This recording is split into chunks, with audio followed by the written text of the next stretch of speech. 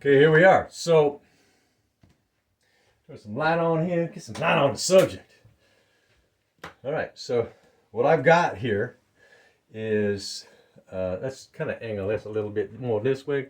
Don't need to see my whole messy kitchen. Just need to see the Varroa Mite panel, right? You just want to see the Varroa Mite panel. All right, so I got this thing here. I can even get a 3D angle this way. I can look this way because all those little chips in there, it can be hard to see. So what I do, I can see they're filling out every row of frames. So I had a bunch of frames over here that had nothing. They didn't even have those panels. I made the frames. I just put blank frames in there, right? And so I can see them clearing out mildew and stuff from the winter, because the bees will select a certain spot, usually in a hive, and that's going to be their hunker down place. And she'll lay brood in that section, and most winter, just to kind of keep the hive with some newbies now and then. And so the rest of the hive can go to wax moth. So the wax moths get in there because they're not keeping the hive clean up there. They're not working the comb. They're surviving the winter, and so you get the wax moths in there, and you get mold on the frames, on the wax. And so what happens is when things start to happen, and she starts going into early spring, which is around February, around here anyway. She starts laying a lot more eggs, and bees start getting a lot more busy, and they start cleaning house. And so they're going to take all that mold, and they're going to locate those wax moth. Now the wax moth, they are the #1 carrier of foul brood, right? You got European foul brood, and you got American foul brood. American foul brood is the worst. You want to burn your whole hive. You want to burn everything with that. European is not as bad, but it's still bad. It's a different breed. So, a fungus among us. And so, they've got mold. They're cleaning the old stuff, the mold part. They're dropping it down, and they're building a new comb. And so, that's what we got going on today. And so, let's take a look here and see how many Varroa mites we got. I mean, I cannot imagine. It's been a month since I've seen any Varroa mites. So, because a Varroa mite's going to have a cycle of life in your hive. So they get in, they lay eggs in your cells, right? In the bee cells, comb cells, with where the larvae is, and they hatch out, and you got this life cycle that goes on in your hive of Varroa mites. They don't just fly in there and occupy. They make your hive their hive, right? So the trick here, from my perspective, from all of the scientific studies that I have engaged in and evaluated, is to stop the cycle. Cut the head of the snake right off. And the process that I decided to come up with, based on everything that I've analyzed, all the processes. I've been analyzing this stuff for 3 years, figuring out what I think is the best approach to manage my bees in my backyard. How it's going to work best for me. And so I came up with a process. If you watch my other videos, how to build your bottom screen board, how to install it, how to set it up, how to make it just right, so it works best for you. And this slides right underneath that. And so let's take a peekaboo, shall we? To see. First, I'm just going to do an overall. Huh. Oh, there you are. A little plug-in headlamp. I could use this one, but this one's got a headlamp, but I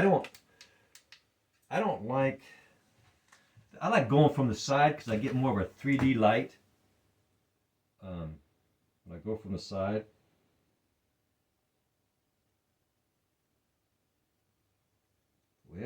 Well, Nancy? Yeah, I'll be shocked if there's no Varroa mites. Totally shocked. I mean, they're going to be coming in from all over the place. See what? What? That can't be.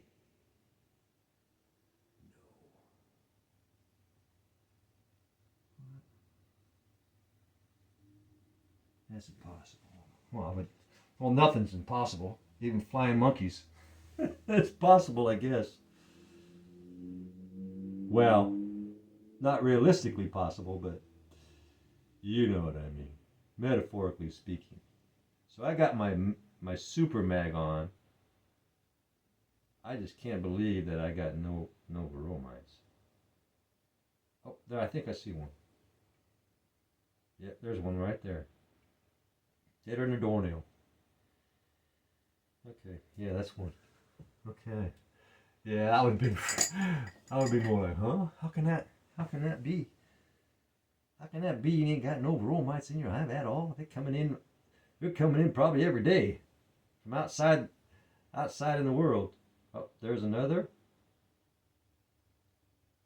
So I got 2 Varroa mites. There's one, 3. I got 3 Varroa mites. 3 Varroa mites so far. So I'm going to do a really good inspection. And from what I'm seeing so far, there's another one. From what I'm seeing, they look like they've been ripped off. Ripped off. Yeah, they've been robbed. They have that ripped off look. Like something took them off before they were ready to come off, which would be the grooming process. So, but my gosh, man, I seen so many hundreds before I started my process. I would see just after a few days, a couple days, pull it, hundreds. Put another clean one in, a few days, hundreds, right? And most of the dots on those panels were the Varroa mites. I collect them and I put them in these jars and I date the jars because I wanted to see the overall timeline of decline as I did my weekly sugar shakes. Yeah, I don't have very many here. So I got less than it. I got less than 6, I think. I'll maybe check it more thoroughly, but if you got a bad infestation, oh man, you're going to really know it. You're going to see those things in clusters, which I have, right? And the fact that I'm only seeing a few, and it's been in there, geez, I think it's been 2 weeks, right? So I'm not in a hurry with that many Varroa mites. I'm not in a hurry to do a sugar shake. Those girls look like they have it pretty well under control.